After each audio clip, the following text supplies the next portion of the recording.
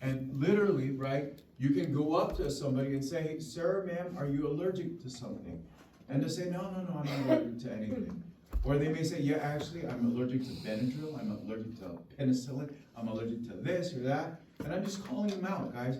But some of us have formal allergies. Anybody here have a formal allergy that's been diagnosed? Anyone?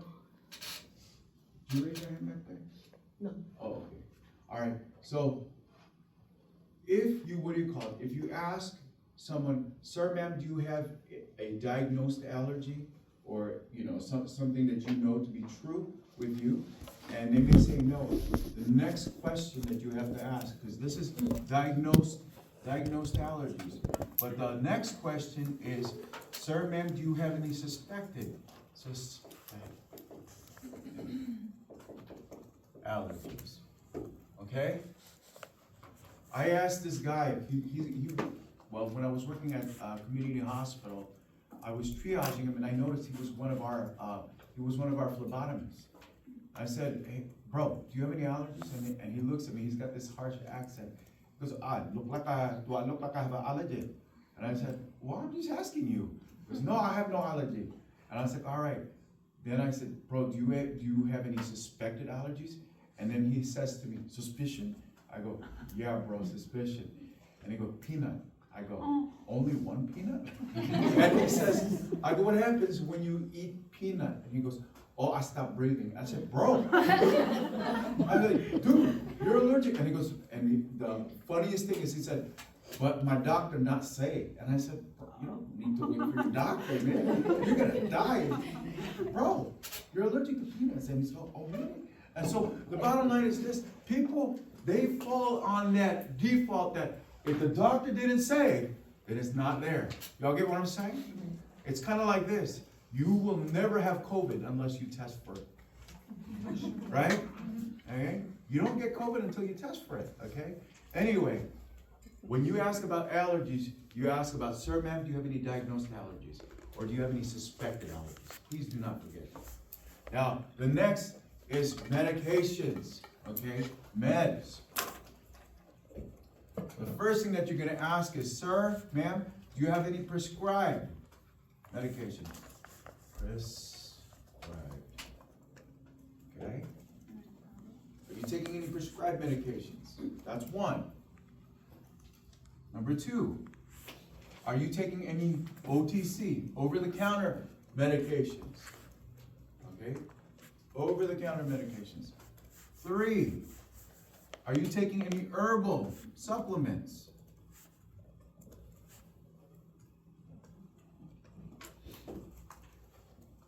Okay?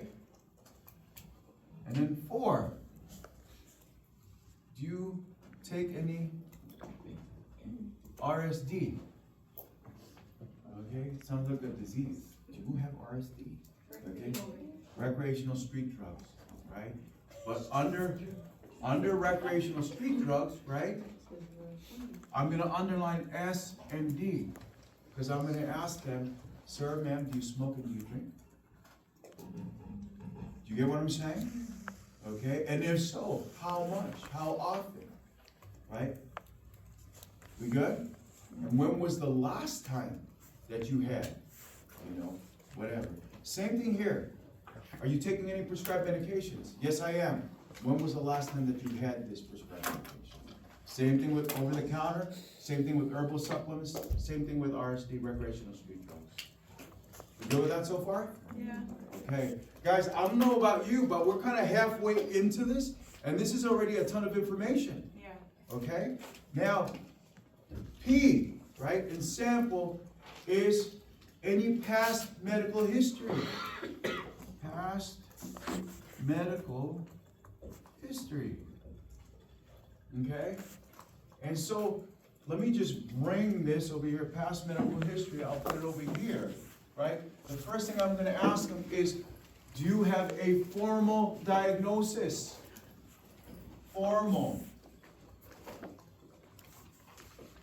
diagnosis. And what are we talking about? Diabetes, hypertension, okay? Cancer is under this. How about the mental illnesses, depression, anxiety, okay? You guys good with that? And so, formal diagnosis. All right, number 2, okay? Do you have any past, right? Any past hospitalizations? I'm not gonna spell hospitalization, it's kind of long for me, okay? Or I'm being lazy, okay? Past hospitalizations and any past surgeries. Anybody ever have an appendectomy before? Okay, very good. Anybody ever, right? Okay, moms, don't. I'm gonna ask. Have you ever had a C-section? Right? Okay. There you go. Okay. But do y'all get what I'm saying? People have had surgeries before. Anybody lose their gallbladder? Anybody? Dang, for real? Oh, okay. Anybody lose a toe? I'm just kidding. My dad had surgery yesterday. We thought they were going to take his toe. He's not a diabetic, is he? Yes, he is. Oh, that was. Okay.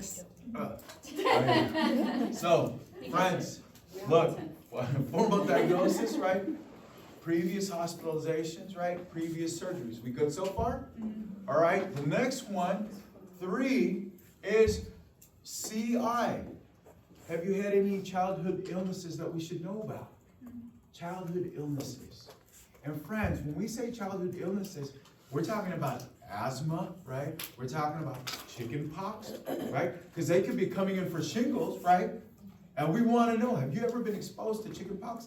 They'll probably say yes, because you can't have shingles unless you have chicken pox. Y'all get what I'm saying? Yeah.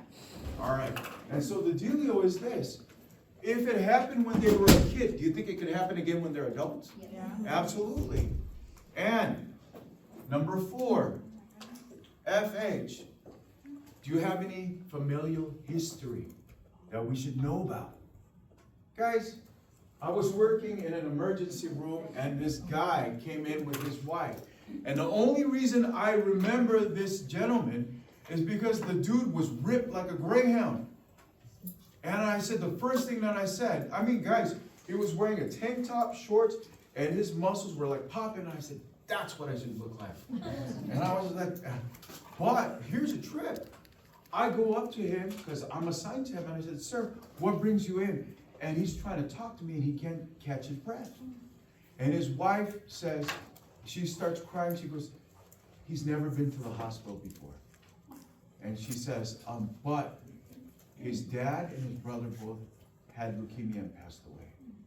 And he's been striving all his life to stay away from this place because he's wanted to make sure that he would never get leukemia. And guess what, guys? What exactly was it? Leukemia. But he was able to overcome it. And so the deal is this. You may have a patient that comes into the hospital environment with a blank slate.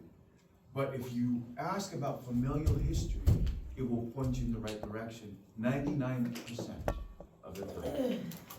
Y'all get what I'm saying? Okay, we good so far? Yeah. And so look, that's a ton of information. And mind you, this is all background. That's all background.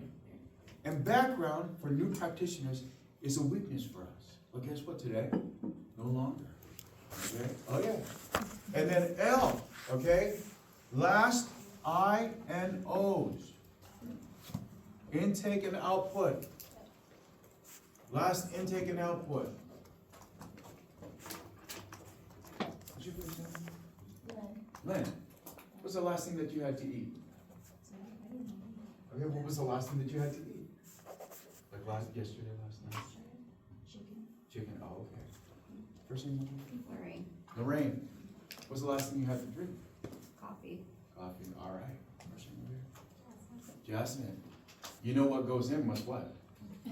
Oh yeah, there you go. And so I'm not gonna dare ask Jasmine. I'm not gonna dare ask her, girl, when was the last time you urinated, right? When was the last time you had a number 2, right?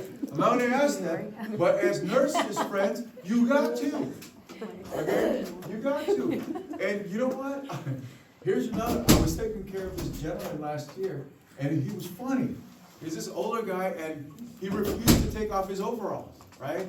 And guys, I have no biases, but I truly believe he could have been on a farmer commercial. Okay, he had this long beard, right, he was balding over here, but his hair was coming out like this, right, and he had these Santa Claus glasses, right? And I said, sir, what brings you in? And he says, well, I haven't pooped for 3 or 4 days. I go, sir, when was the last time you had a bowel movement? And then he looked at me, he says, what the hell is that? I said, oh, well, I mean, when was the last time you pooped? And he goes, oh, I told you 3 or 4 days. And then I said, what did it look like? And he goes, what? And I said, what did it look like? And he said, well, it looked like a green hot dog that broke in the middle with blood coming out. And he said, and it smelled like hell. And I said, all right. And so I asked him, what about your pee? What did that look like? And he goes, well, I've been peeing for the last 3 or 4 days, but my pee looks like Pepsi. Yeah. And I said, oh, okay. And then he went on to continue and he said, and it smells like hell too. Okay? And so the bottom line is this, guys. What I want you guys to remember is this. You must ask that patient, when was the last time that you ate and what was it? When was the last time that you drank a fluid? What was it? Okay? And so, on top of that, when was your last urination? When was your last bowel movement? And remember, do not forget coca. You guys remember coca? Color, odor, consistency, and amount. Yes, ma'am. For output, don't you want to know if it's something that's like consistent with their regular as well? Like some people are more prone to like 3 to 4 days as opposed to every day. When you ask them, right, when was your last bowel movement, right, you also have to follow it up with the usual, right? Is this regular for you? Okay. Is that regular for you? Okay. What was the age color? Amount. Amount. Okay.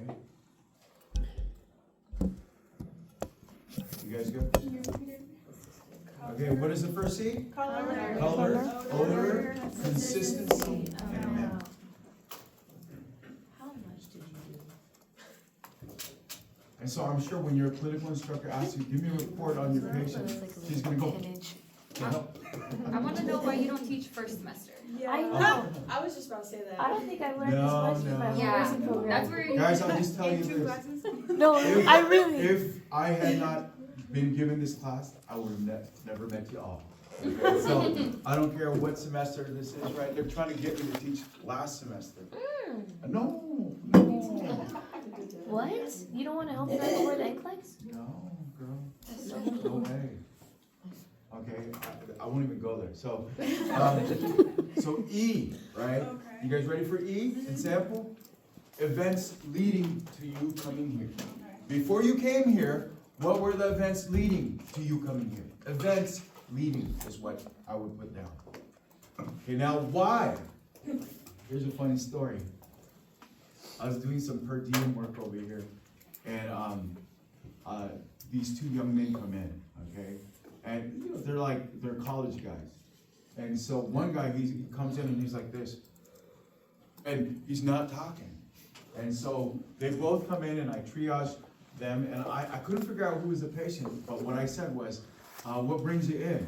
And this guy starts off with, well, we were in Apple Valley. And I'm like, what? And I said, and he goes, and we were in a warehouse. And I said, okay. And he said, and there was music and there were like bowls of candy in the middle with lights. And I said, bro, you know what a rave? He goes, oh, you know what a rave is?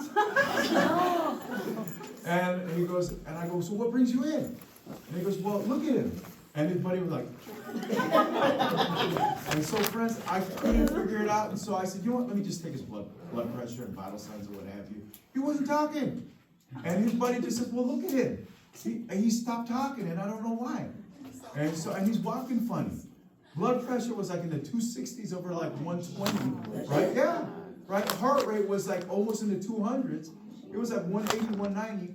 Right? Respirations, man, he was to kick me. And this guy was ready, he was like a stick of dynamite ready to blow, okay? And I said, was this because of the candy? And the guy looks at me and goes, I think so. And I look at him and I say, hey, do you mind me taking your vital signs? He goes, there's nothing wrong with me. Again, blood pressure, high 200s, right? Over 100s, right? He was, heart rate was up in the 150s, 160s. But he was breathing normally. He was fine, but he was in the 20s, right? Point is this, guys. Everything, right? Events leading can help you. Okay? And so, here's the thing. When your doctor, guys, when your doctor says, hey, tell me about the patient, right? You tell him, hey, this is the situation, right? This is the situation in SBAR, right? And these are the signs and symptoms that he was presenting with initially, right? Let me tell you about his background real quick, right? Guys, do not start off, he is allergic. No, you don't start off with that. You start off with number one, past medical history. Start off with past medical history. Our patient has a past medical history of diabetes, hypertension, and cancer. Okay? He's got, what do you call it? He's got familial history. He's got he's got past hospitalizations for A, B, and C with one particular surgery on this date. Okay? We know that he's reported that he does have asthma, but he has no occurrence in adulthood, right? He does have familial history with his mom has CHF, his dad passed away because of a blood clot in his brain, and so on and so forth. Past medical history is what you start off with. If the patient has a past medical history, do you think that there's a probability that he might have any meds associated with that diagnosis? Yeah. So then you go with meds, okay? And you say, sir, or doc, he's currently taking A, B, and C. And frequently, he takes Tylenol because he's had recent fever, all right? Not taking any herbal supplements, and he doesn't do any recreational drugs. He doesn't smoke, and he doesn't smoke. Wow. So far, so good? So we keep going, right? Then you bust out with the allergies, okay? Bust out with the allergies, and then you go to the last I and O's, which is number 4, and then events leading. This is how you organize this, guys. All right? And guys, you would never know this sample until you pass the NCLEX. I kind of figured that, you know what? It would have been better if I learned it early on. You get what I'm saying? This is part of your ACLS and CAL certification. Wow. Now you guys got it for only $3. Okay? And so, when I learned this, right, it was kind of hard to engage, right? It was kind of hard to engage. And so I would take, like, scenarios from the internet, and I would try to classify it in samples. And then I would take my eldest daughter, Josephine, with a package of Mentos, right? And I would say, Josephine, can you sit there? And she goes, why, Papa? I said, I'll give you a Mento. And you know what? Then I would give her a report, as if she were the doctor, because it was fun, you know? And every time I would say, and then I would say, Josephine, you have to ask me questions, okay? And so it was fun. I would do it, you know, just like that. Practice makes perfect. Guys, just because you heard it today, doesn't mean that you're gonna spit it out like that. Y'all get what I'm saying? And so please, if you can, right, engage in doing this. If you don't have kids, right, you must have a pet, right? Or you must have a boyfriend or a girlfriend, right? You know, report to them. Or you have a classmate. Hey, let me tell you about my patient today, okay? And bust out with the S part, but incorporate sample. Is that okay, guys? Yeah. All right, very good. Because if you want, you can take a picture of it. Oh, You don't want I wrote it down. You wrote it down? Okay, good. Because I'm gonna get rid of it. Okay. Now,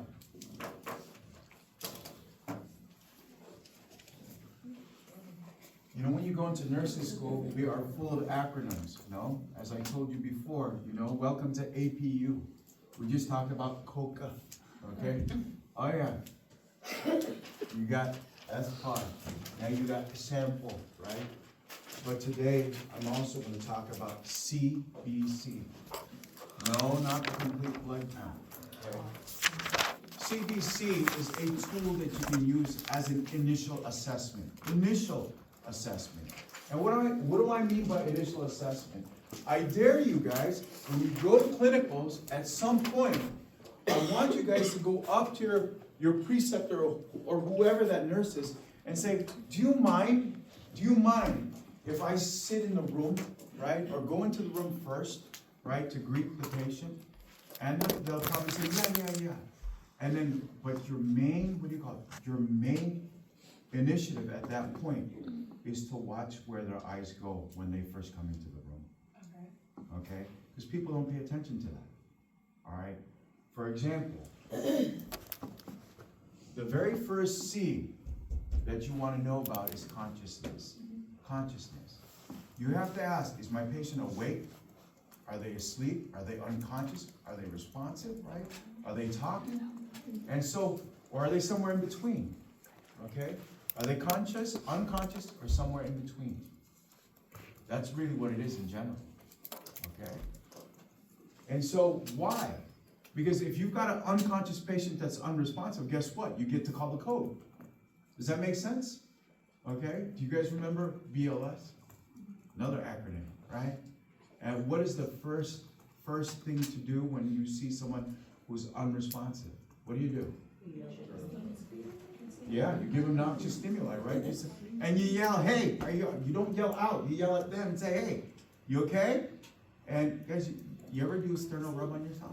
Oh, my mom did it on me the other day to show me. Oh, it hurts. Yes, sister, that's right. Really bad. Or if you don't want to do, what do you call it, a sternal rub, take your fingernail, your thumbnail, and drive it into your other thumbnail at the bed of that nail. That's gonna wake you up, okay, for real, okay? Oh yeah, you do it hard enough, brother, okay? That'll work too. Give them noxious stimuli. And so if the patient is unresponsive, then you call for help, okay? Then you come back and say, hey, are they breathing, right? Do they have a pulse, right? Up to 10 seconds. Does that sound familiar, guys? And then, if they don't have a pulse and if they're not breathing, what do you do then? You sure? Compressions, right? On a bed? Compressions on a bed? Pull out the headboard. Or Okay. Bedboard's on the crash cart. the headboard Huh? or the foot. Okay, you go take off the headboard or the footboard and slide it underneath the patient. You guys remember that? All right. Now, the deal goes this. This is why when you walk into the room, as you're washing your hands, you're saying, good morning, hello, Mr. or Mrs., what have you, and you're washing your hands. What you're doing as you're washing your hands and greeting this patient is you're assessing for consciousness. Are they responding to me? Okay? Are they asleep? Or maybe they're just waking up. That's still conscious. Or maybe they're lethargic. They're like, You get what I'm saying? And so conscious, unconscious, or somewhere in between. You good so far? Yeah. B stands for breathing. Breathing. As you're talking to them, you're looking to see what their breathing looks like. And you remember another, what do you call it? Acronym called REST. Did you get some rest today? Okay. And so R, right?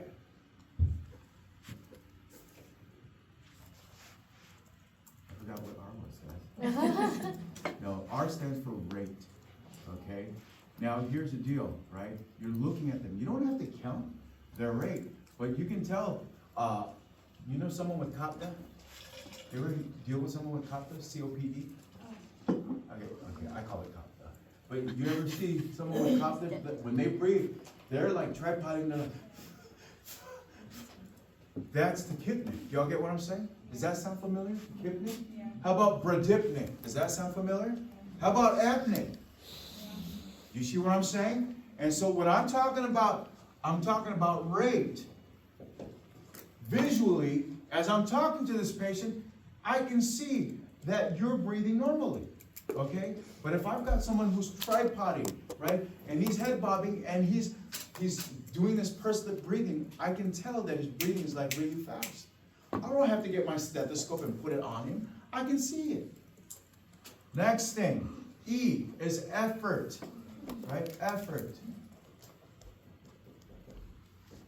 Now, I just described some signs and symptoms of effort. For example, right? Tripoding, is that not what they call a movement so that that person can open up his airway? Absolutely. What's another example of effort? Head bobbing. Every time he breathes in, he's trying to, he's trying to suck in as much air, right? But what are other signs of effort? Accessory muscle usage. Absolutely. Now, guys, this reminds me of an organization way back when. They kinda changed the name, but you guys remember the WWF? Yeah, what was the WWF with Hulk Hogan and, you know, Andre the Giant? Now it's the WWE, right? So, you know, WWE, okay? But the dealio is this, guys. Did you guys hear about when The Rock and John Cena showed up at what do you call it, the Felix Event Center? You guys didn't hear about that? And so, they paired up with 2 nursing students. And they set up a stage, and it was purposeful for nursing, but it was also fun, okay? And the dealio is this. One of these nurses was paired up with John Cena, and she was taking pictures and what have you. And then the other one was paired up with Dwayne Johnson, and you know, they're taking pictures with his eyebrow and what have you. And so the dealio is, they thought they were gonna do like an exhibition match. And so there's John Cena in the middle of this ring, and what does The Rock do? He pushes his nursing student into the middle of the ring. And you know, playfully, John Cena's like, you know, like slamming her, clotheslining her, but he's prompting her. So it's funny. But at some point, she got hit the wrong way. Oh no. And she turns around and she's looking at The Rock and she's like, okay, now, guys, who is the main player of breathing? Who's the main muscle when it comes to breathing? Okay. When the diaphragm gets its butt beat up, okay, this is exactly what it does. It goes out just like that nursing student and it says, help me, it's reaching out. And so when the diaphragm is about ready to throw in the towel, after this massive effort of breathing, it reaches out to the accessory muscles. And so these accessory muscles, the ones that are next to it, are what we call the intercostals. Everybody agree? And so these intercostals are like my kids.